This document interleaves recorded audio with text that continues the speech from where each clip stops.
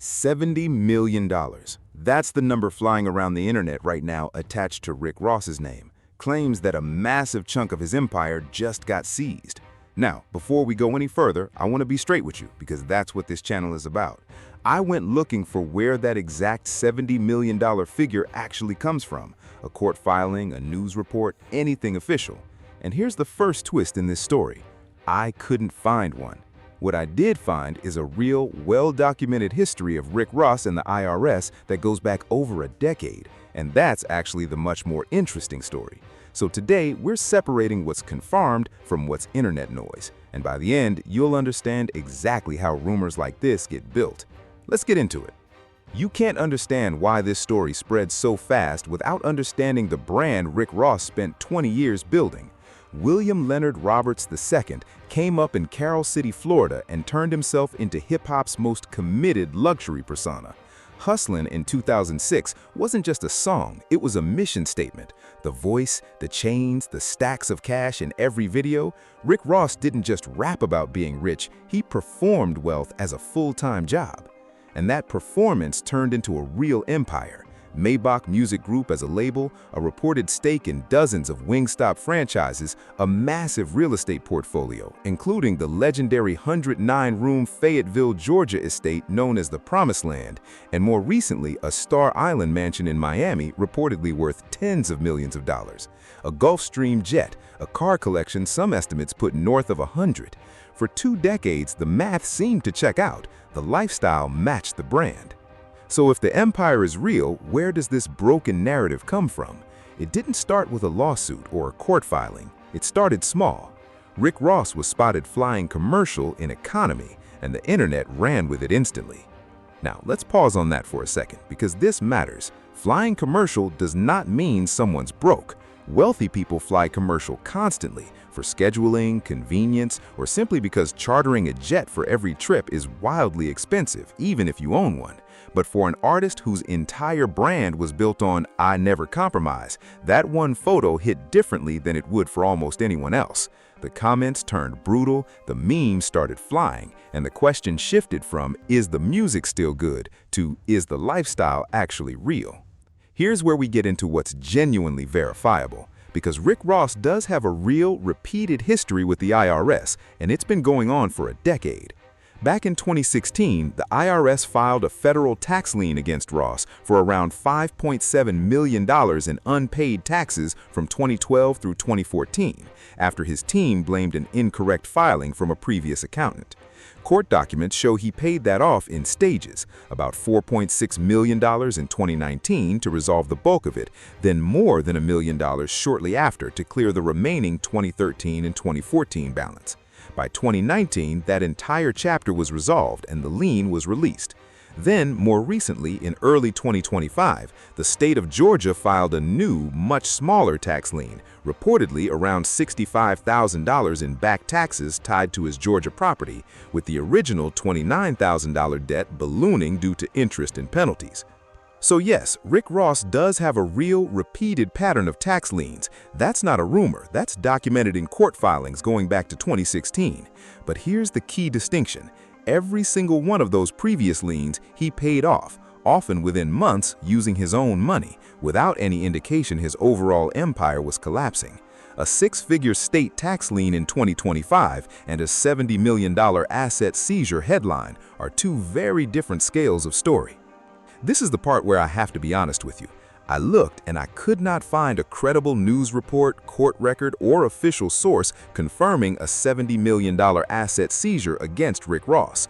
What I did find instead were other recap and reaction videos using that exact same headline, which tells you a lot about how these numbers spread. Once one channel posts a big number, it gets repeated by others as if it's confirmed, and the number itself becomes the story without a source underneath it.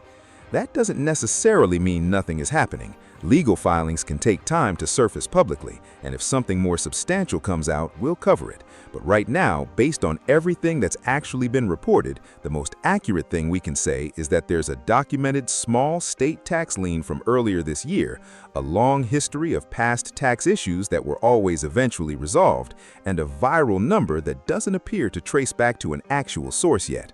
So let's talk about what Rick Ross's finances actually look like based on real reporting rather than headline numbers. Net worth estimates for him vary pretty wildly depending on the source. Some put him around 55 million, others put him at 150 million or higher, and that gap itself tells you something important. Nobody outside his accountants actually knows the precise number because most of his wealth isn't sitting in a bank account. It's tied up in real estate that doesn't sell overnight, business equity, and things like Wingstop franchises that generate ongoing income but isn't liquid cash, a music catalog whose value depends on streaming and licensing, and a private jet and car collection that are assets on paper but cost serious money to insure and maintain. A rapper can have a net worth in the tens of millions and still have a tax bill they're slow to pay, simply because the cash isn't sitting around waiting to be spent, it's deployed into appreciating assets. You also can't tell this story without 50 Cent, because he has spent years making Rick Ross's finances a recurring punchline. Their feud has never really been about music, it's about image and narrative control. And 50 figured out early that the fastest way to damage Ross's brand wasn't a diss track, it was attacking the foundation the whole boss persona was built on. Every time a Rick Ross financial headline pops up, a tax lien, a commercial flight photo, anything, 50 Cent tends to show up with a meme or a comment that pushes it further into the conversation. And here's the trap, Ross can't really fight back effectively.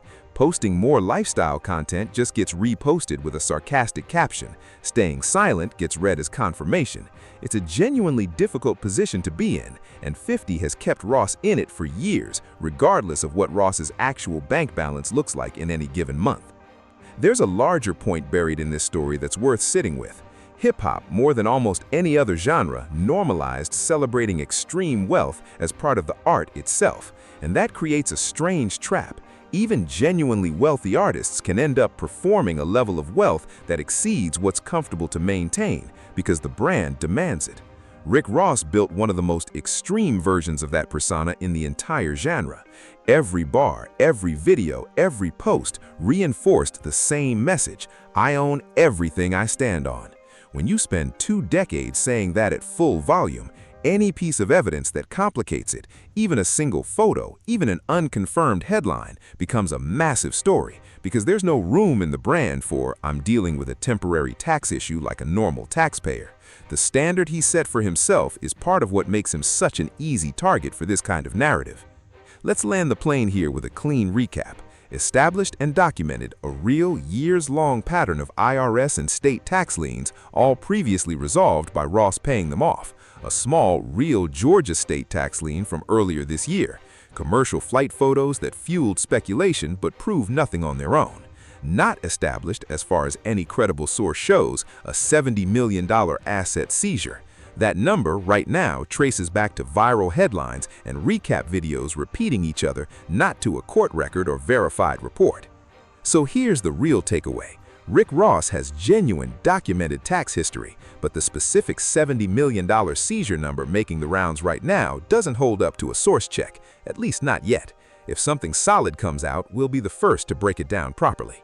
What do you think? Is this a real crack in the empire, or just the internet doing what it does best, turning a small story into a massive one? Let me know in the comments. Like this video if you appreciate a recap that actually checks its sources. Subscribe for the update if real documentation drops, and I'll see you in the next one.